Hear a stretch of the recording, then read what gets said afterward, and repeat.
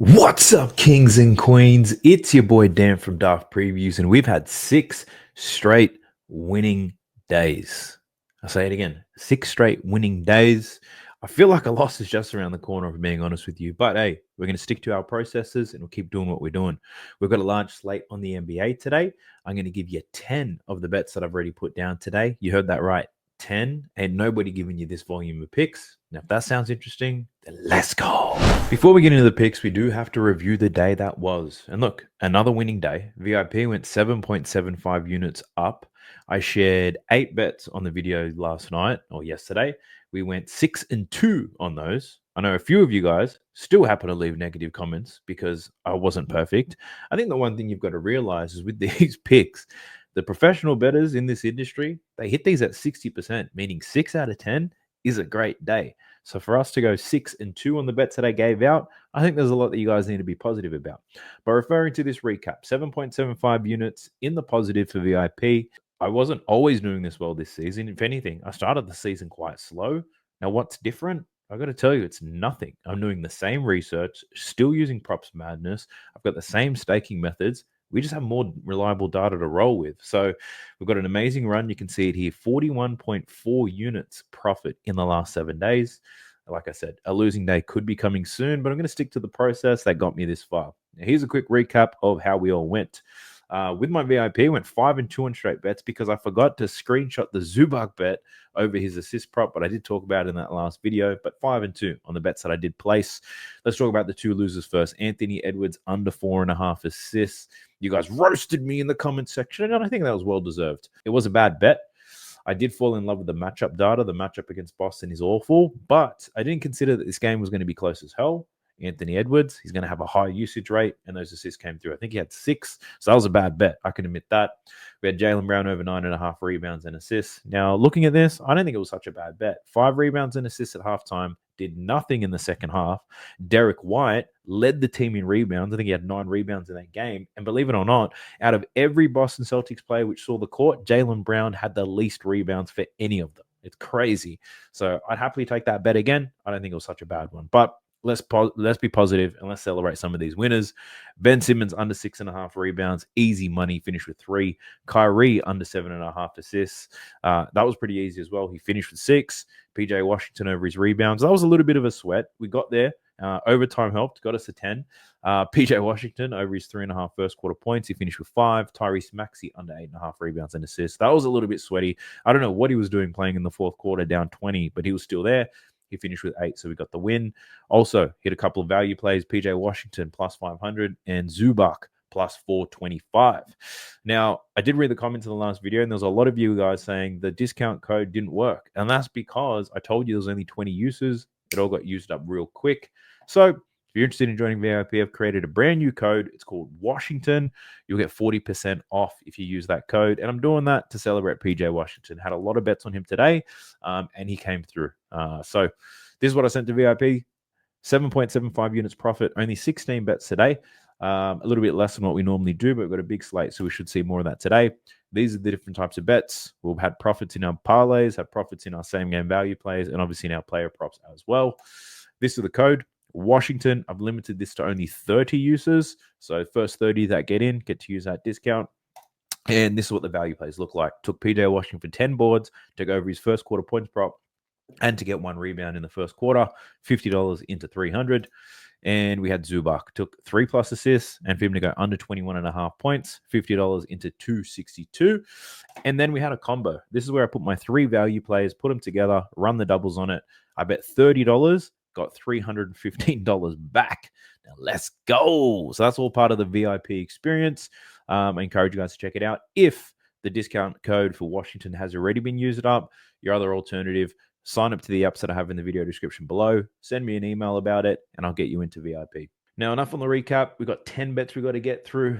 Let's go. All right, so we're jumping into props madness, and I'm telling you guys, it's the best tool that you're going to use for NBA player props this season. The more data it gets, the better it gets. If you're interested in checking out props madness, 7-day free trial in the video description below. Plus, you'll get a 25% discount if you use code DAFT when you sign up. I also have a tutorial on how to use this. It's another video on my channel, so be sure to check that one out as well. Now, I've got 10 bets. I've got 10 games. I haven't got a bet on every single game, but being transparent, I'm going to give you everything that I've already laid down. Looking in the first game, we do have the Raptors versus the Pistons. Cade Cunningham still out of this game. I'm not going to make the mistake on betting Tobias Harris again, I can tell you that. But the one player that I do have in this game is on Tim Hardaway Jr. And this is a player that I've taken quite a few times this season. And I'm taking his under in his rebounds and assists. Now, it's under 4.5. This is comes at great odds. It's plus money, plus 105 you can get this for. And at this heat rate, I absolutely love it. He's only gone over this line in 3 out of 15 games this season. Yes, there's no Cade, but there was no Cade in that last game against Orlando. He had 1 rebound and 0 assists, like barely nothing from Tim Hardaway.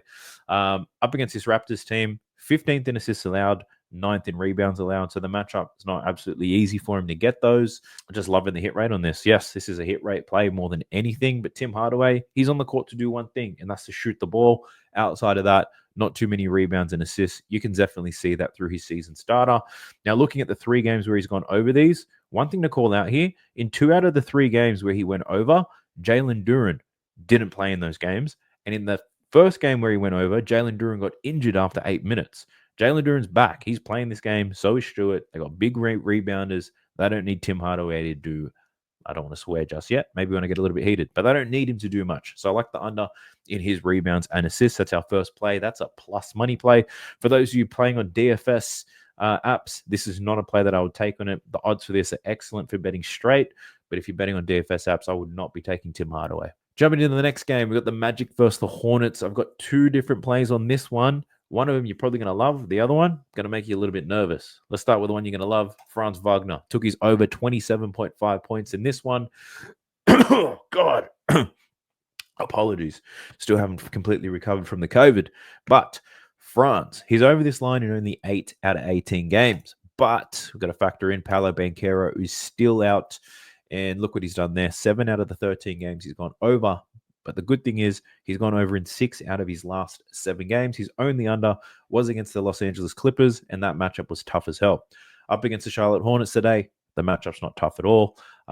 They're bottom 12 in defensive rating, but where they're actually really bad is limiting points under the basket. You can see it here, bottom 4 in the league, allowing a ton of points around the rim. And Franz, he loves it there. 41% of his points are scored up and around the basket in that paint area. So his matchup, absolutely delightful. He also versed the Hornets not too long ago. About 2 weeks ago, he scored 32 points in that game, 25 shots. He was only 2 from 9 from deep. So a poor shooting night from range from Franz. As of late, he's been shooting the ball from deep a lot better, 40 to 50%. The man's been cashing in from deep. Hopefully he takes that form into this game. Should be able to cover 27.5 easy. The spread in this game is only 5 points, which means the Hornets could probably keep this game close enough to keep Franz on the court. And if they do, he's going to see a ton of volume. He's going to take a ton of shots. A lot of these guys in Orlando can't create their own shot. They rely on Franz to do it for them. But Franz, he has been diming up a little bit, but it's always Franz eats first. He's always going to be looking to score for himself. And the Charlotte Hornets, they've got nobody to slow him down. They've got nobody in the paint to stop him from scoring around there. So I do like Franz to go over his points prop here. The next one, probably a player that's going to make you a bit nervous, and it's LaMelo Ball. I'm taking his over 30.5. I did hesitate a little bit, going to be honest with you guys, but it just makes so much sense here. This Charlotte Hornets team is missing everybody. They're missing that many players right now. There's only lines available for LaMelo and Brandon Miller. Everybody else, they don't know what to do. So the Charlotte Hornets missing Bridges, Jeffries, Mann, Richards, Williams, missing a whole lot of points right there. And LaMelo Ball is going to see as many shots as he wants. Now, he just scored 50 against the Milwaukee Bucks. He took 38 shots in that game. What's crazy about that, he was 1 from 8 in the first quarter. A lot of players probably pull back. They probably shoot less. The coach probably gives him less minutes. Not LaMelo Ball. Still got 40 minutes in this game, scored 50 points, took 30 shots from the second quarter onwards. Provided this game is close and it's not a blowout, LaMelo Ball is going to keep throwing that thing up. Now, in terms of matchups, LaMelo Ball has a decent matchup here. Now, no one in the Charlotte Hornets team is going to have a good matchup. Orlando, a very good defensive team. The one weak spot is in the pick and roll, though. Defending ball handlers specifically, we can see it here. They are bottom 10 in the league in limiting points to pick and roll ball handlers, which is right up LaMelo Ball's alley. Another reason why I like this LaMelo Ball play is Brandon Miller is going to take the second most shots for the Charlotte Hornets team. We can see what he's done as of late since Bridges went out injured, and Brandon Miller has an awful matchup. The Orlando Magic are excellent at limiting spot-up shooters and then limiting points from above the break. LaMelo Ball, only one with an advantage here. I think he sees high usage. I think he takes a lot of shots because he's not going to find too many spot-up shooters wide open. I think the Magic are going to live with him throwing that thing all over the joint. And if you like hit rates, one thing that'll give you a lot of confidence, check out these games without Bridges. 5 games without Bridges in the lineup. LaMelo Ball averaging 37.8 points per game in these games, covering in every single one. So hopefully that gives you a bit of confidence. But if you don't worry. I got a lot more bets here for you. Jumping into the Pelicans versus the Pacers, I've got 2 bets in this game and 2 players that I don't often bet on because it's not that I don't like them. I just don't like betting on them. But form matchups, pretty good for them in this one. First one, Pascal Siakam taking his over 20.5 points. Now, first thing, recent form is excellent. 5 consecutive games he's gone over this points prop line up against the Pelicans today, and he's got a fantastic matchup. Pascal Siakam scoring a lot of his points in transition and getting into the restricted area right under the basket, right? Now, looking at the New Orleans Pelicans, the matchup is delightful. They give up the 3rd most points in transition. Screwed that one up. There's my Tourette's again. 3rd most points in transition, the 2nd most points in the restricted area, and they got the 2nd worst defensive rating. They allow the 2nd most points in the paint. Pascal Siakam scores the most points in the paint for the Indiana Pacers. This matchup is delicious. Now, he did only score 16 points against the Pelicans last time.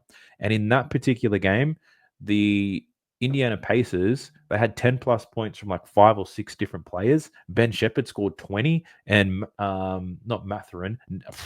What's his name? He's on the injury list right now. I don't want to describe him because then I'll just sound like a racist. What is his name? Aaron Naismith. Aaron Naismith scored 10. Ben Shepherd scored 20. Both of them are out in this game. They're going to need to get more points from other places, and I think Pascal Siakam definitely picks it up. Over 20.5 points for Pascal. I like it. All right, so next up after Pascal Siakam, my next player, we're looking at Brandon Ingram, and I like his over 21.5 points.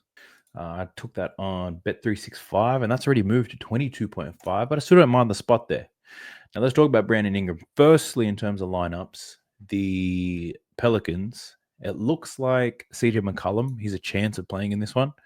And DeJounte Murray's a game-time decision, but it doesn't look like he's going to play. So CJ McCollum might be added to this game. And if anything, I think it only opens things up further for Brandon Ingram. Brandon Ingram, regardless of who plays or who doesn't, he takes a similar volume of shots anyway. Now, the good thing for Brandon Ingram here, it really is on matchup. Up against his Pacers team, not great defensively once again, bottom 8 in the league in terms of their defensive rating. Now, Brandon Ingram, very versatile in how he scores. He pretty much scores in the paint, in the mid-range, above the break. He can do it all. This Indiana Pacers team, very weak everywhere defensively. But what they do good well is they limit a lot of the assist opportunities, so a lot of the wide-open spot-up shooters. Now, Brandon Ingram, probably most likely out of everyone in this Pelicans roster to create his own shot and attack the basket. The Pacers happy to let him play in isolation, and I think Brandon Ingram can get it done. Even if we look back historically to last year, the Indiana Pacer defense, exactly the same last year as it is now. He scored 30 and 34 points in those games. And another thing to keep in mind, CJ McCollum and Zion Williamson played in both of those games. Brandon Ingram took about 20 shots, made a lot of free throws, got a lot of buckets on this Pacers team, and I think he continues to do that again in this one. He's played the Pacers earlier this year. 26 points in that game. No CJ, no Trey Murphy, no DeJounte Murray. Zion played in this game, scored 26 points, 25 shots, a lot of volume. And I think Brandon Ingram sees a lot of volume in this type of matchup as well. Just played Dallas and the Golden State Warriors. Underperformed in both of those games, but matchup-wise, both of those are very difficult for Brandon Ingram, where this Pacers team, that's a much better matchup. So I do like his over in points. Jumping into the next game, we've got the Clippers versus Celtics. And Jaylen Brown, Jason Tatum, staying away from these motherfuckers today. So I'm not going near them. James Harden, I'll be honest with you, I considered the under in his assist when it was 8.5. It's now moved to 7.5. You can still catch 8.5s, but the odds aren't great. But again, betting the under against the Boston Celtics looks great on paper, but I'm not going back to back after that Anthony Edwards play. So not playing that, but what I am playing is my man Zubac. I like all of his props, if I'm being honest with you guys, but the one I'm rolling with here is his rebounds. Over 11.5 is what you can catch on most books. I took the over 10.5 here for Zubac, eating a little bit of juice, staking a little bit more, but he's hit this in 15 out of 18 games this season, averaging 12.5 rebounds per game. Up against the Boston Celtics team, both teams are on a back-to-back. Boston Celtics, they just gave up 20 rebounds to Rudy Gobert. They gave up the double-double. If you wanted better odds, you could take Zubac's over in rebounds, plus 10 rebounds. 10 plus 10 points, and you'll get plus money for this. I've been burnt too many times doing that, but I do like Zubac's over in points, rebounds, and assists, so you can pick any. But I'm just rolling with the rebounds here. It's a great matchup. He's hit this at a very consistent rate this season. I know it's a back-to-back, but Zubac, back-to-back games, he's had 4 of them this season. He's covered this line in every single one of them, averaging 14.8 rebounds. So I do like his rebounds here against the Boston Celtics. I love him to go over. Looking at last season's data, though, in head-to-head, played them once, had 10 rebounds. This was a blowout loss. The Clippers lost by 37 points, 17 rebound chances, and 10 rebounds, which means he only needs 18 to 19 rebound chances, I think, to cash this line. And I don't see the Clippers losing by 37 in this one. The spread is 10 points, but the Clippers been covering the spread very well this season. Much better team than a lot of people give them credit for, given the amount of players that they're missing. But defensively, they're great. I think they can hang with the Boston Celtics in a back-to-back set here, and Zubac can do a Rudy Gobert and just absolutely eat up these rebounds, I think, against a very small Boston Celtics team. So I feature Zubac. I like his over. 10.5 rebounds is what I took. Moving into the Dallas Mavericks and the Atlanta Hawks, and I usually lick my lips whenever I see the Atlanta Hawks are playing, but this Dallas Mavericks team can be a little bit tricky to bet on.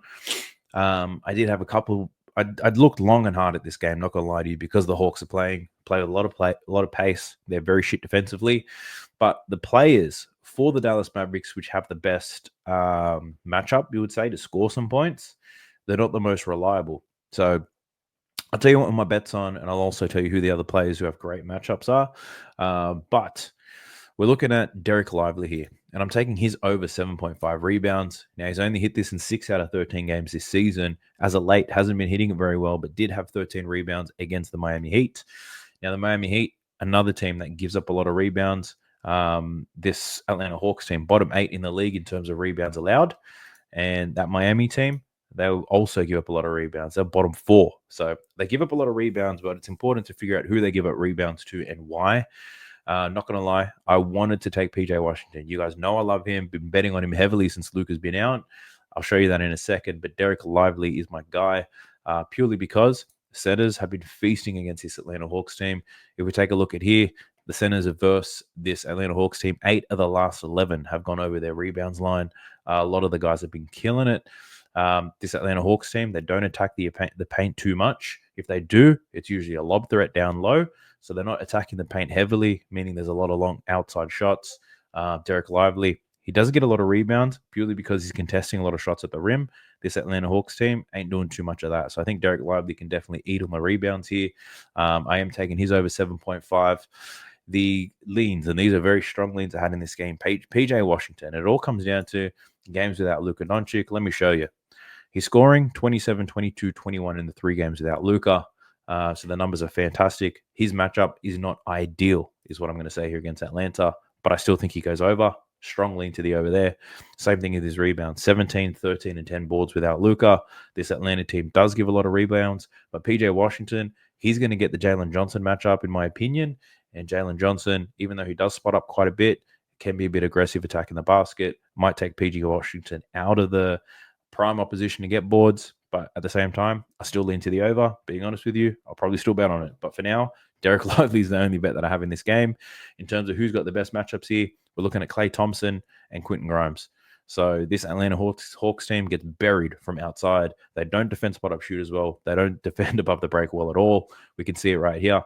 They are dead last in defending above the break. They're shit in the corners, both of them. They allow a ton of points, bottom 4 in the league in spot ups. So automatically you think Klay Thompson. Problem with Klay Thompson is hasn't been playing very well lately, especially without Luka. He's been ass. Now, Quentin Grimes, he's going to see an upside here. He's getting more minutes with no Luka, and he's got a prime matchup. If I had to bet on one of them, it'd probably be Quentin Grimes to go over 9.5 points. I might make a decision on that close to the game, but that's definitely a strong lean of mine. Moving into the next set of games, Blazers versus the Grizz. I've got nothing on this one purely because there's a few game time decisions. Jeremy Grant, he might not play. Ja Morant, he might not play either. So I'm just choosing to pass on those. I might make a call on that closer to the game. Then we got the Knicks versus the Nuggets, and I love this game. In these two teams, you kind of know who's going to be producing what. So I've got a couple of different picks here. The very first one, looking at Christian Braun, and I took his over 13.5 points. You can still catch a 13.5 point somewhere. He's hit this in 12 out of 15 games, man. It's been absolutely crazy. No Aaron Gordon in this one. If anything, his point totals have only gone up. Check it out. 7 out of 8 games without Aaron Gordon in the lineup, averaging 17.4 points per game. Now, the matchup for Christian Braun is not an excellent one. He scores in transition. He scores in the paint. The Knicks, pretty good defensively at stopping all those things. But I think regardless, Christian Braun's going to get it done. He's had similar difficult matchups against the Dallas Mavericks. They don't let up barely any transition points. They're top 4 in the league. He'll still manage to score a lot of points on them.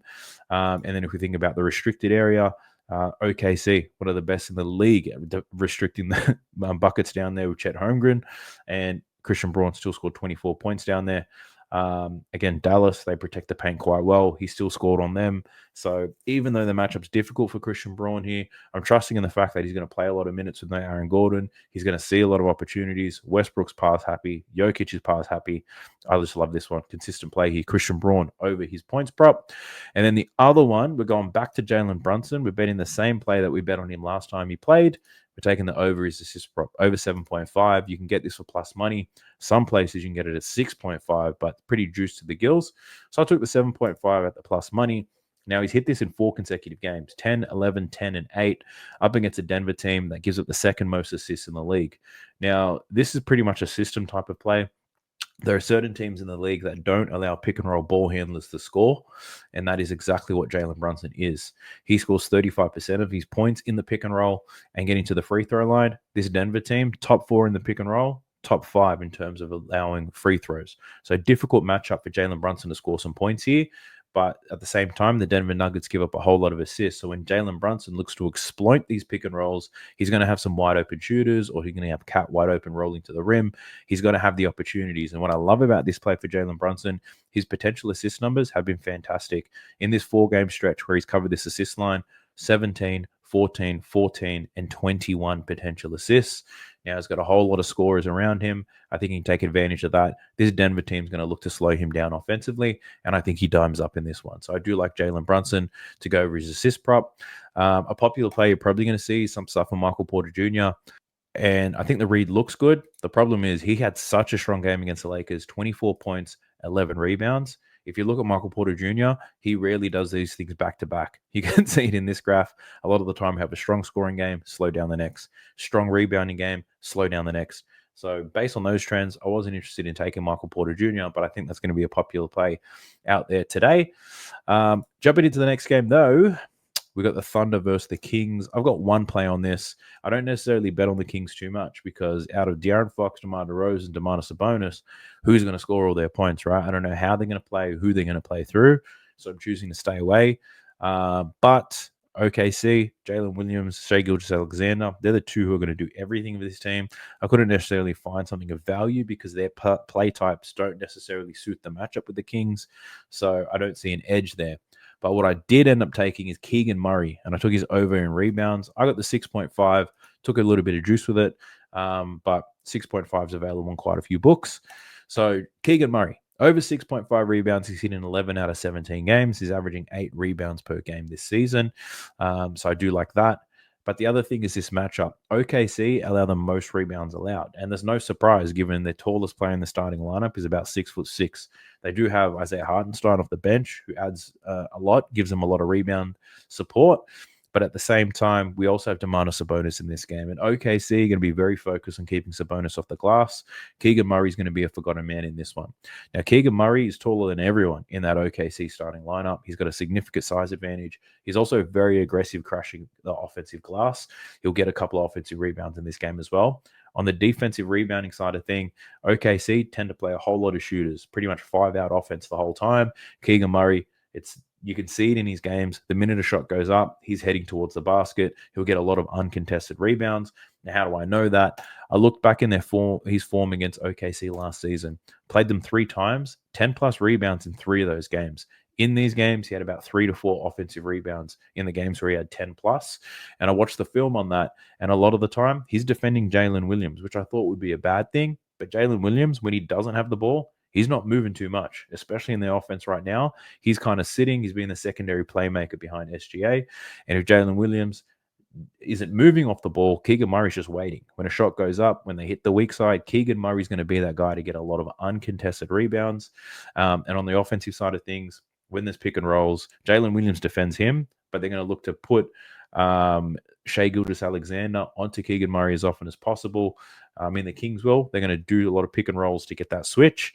When Keegan Murray gets that switch on the SGA, he's going to head straight to the basket. He's going to look for offensive rebounds. So I do like Keegan Murray to get some rebounds in this game. I took the over 6.5. The 7.5, I still like it. But obviously, let's take the lower number, try to get as many wins as possible. It's been working for me as of late, so let's not change it. So those are the 10 bets that I have on the day. If you did like them, smash the like video. Smash the like video. What am I talking about? Smash the like button. Help me get this video out to more people. Subscribe to the channel if you haven't already. The next milestone for us is 14,000 subscribers. We're a very small channel in comparison to a lot of the bigger ones in this niche, and I'm going to need your help to get this video out to more people. Leave me a comment down below. You can say anything. It helps with that algorithm. Push this out to more people. I honestly do appreciate y'all. A lot of wonderful comments coming through that comment section. I want you guys to keep it up. We need this community to be as positive as possible. Sports betting and gambling can be frustrating. It can be emotional. We need to drown out the negativity in those comments. We do our absolute best. We do our deep dives. We do our analysis. We get good picks down. And the reality is you can make the best picks possible every single day. You're still going to lose some of your bets. That's just the reality of it. But we're doing our absolute best. I know you guys appreciate the content. So thumbs up to you guys. I'll catch you guys in the next one. Peace.